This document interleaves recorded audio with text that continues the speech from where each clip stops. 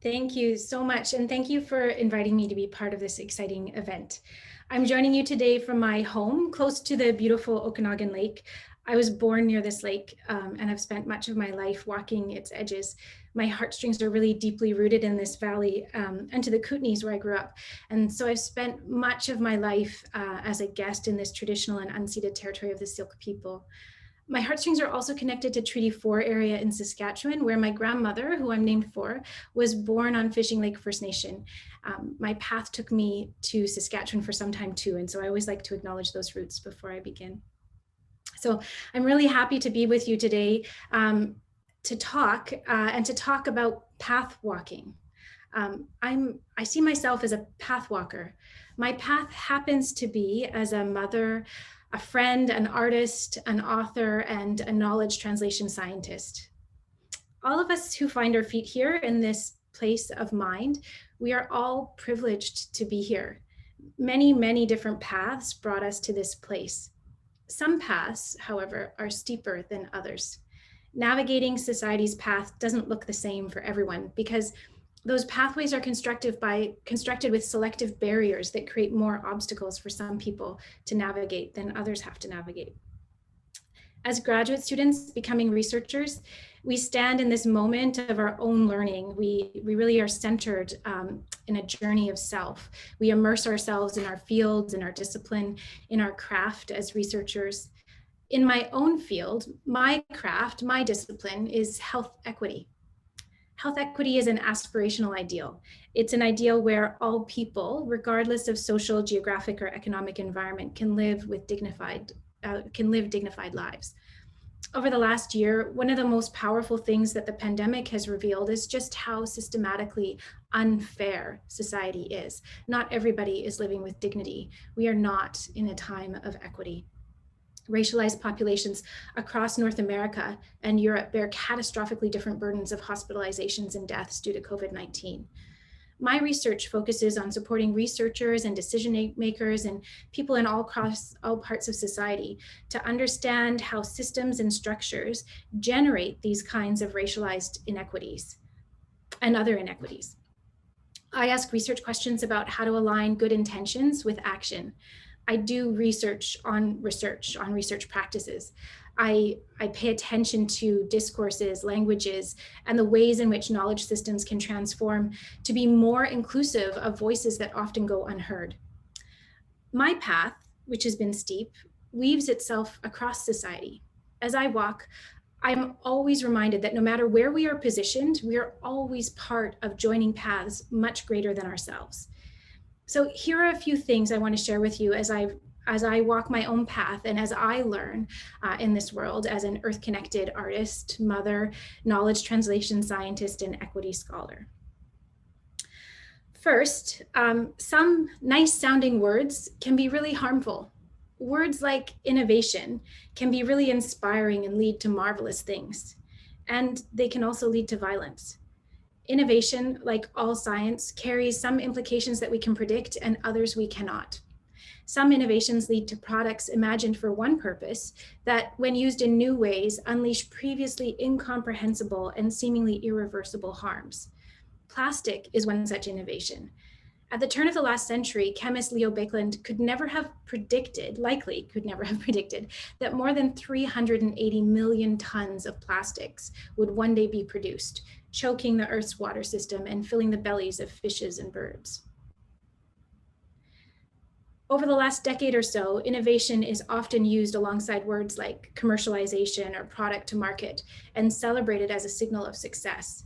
Leo Baekeland's market successes would surely be considered worthy of accolades in our systems of academic reward. I wonder what might happen though, what might be different if all innovation unfolded in concert with careful consideration of underlying assumptions, and importantly, careful consideration of the possible equity implications of discovery.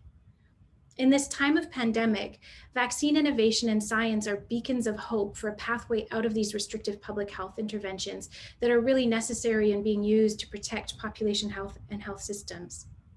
But Even at a time of pandemic and global public health crisis, the tensions between discovery and profits are shaping dramatically different pathways for rich countries like Canada compared to those who were squeezed out of vaccine access because they didn't have the economic resources to elbow their way into the race. Even though the pandemic illuminates deep societal injustices, the world is failing to navigate our own ineffective governance mechanisms, and we're stalled by our own competing values. So second, though science and collaboration can illuminate pathways forward, and even when there's lots of nice sounding words and a desire to do something together, like ending a pandemic everywhere, humans tend to value some things in some contexts and forget about those values in others. We tend to struggle with how to reconcile our competing value systems. Sometimes humans get caught up in particular knowledge systems, forgetting that the desire for reductionistic or simple mechanistic explanations can actually stall us and get us trapped, overriding our beautiful minds and limiting our capacity to make sense of the complexity around us. So how do we walk a pathway forward toward equity? We need to direct our beautiful, amazing brains toward our collective capacity to work together. Humans are amazingly creative and capable. We are able to create solutions together in ways that respond to wickedly complex problems, like coming up with a vaccine for a new virus in less than a year. We need our collective effort to be more important than our desire for simplest answers. We need to bring science and compassion together. We need to question our assumptions, seek to understand, and spend a lot of time listening. We need to make space for many knowledges.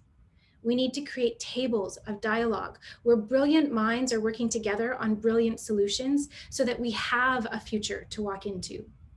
We need to listen to people who we might not even realize we haven't heard.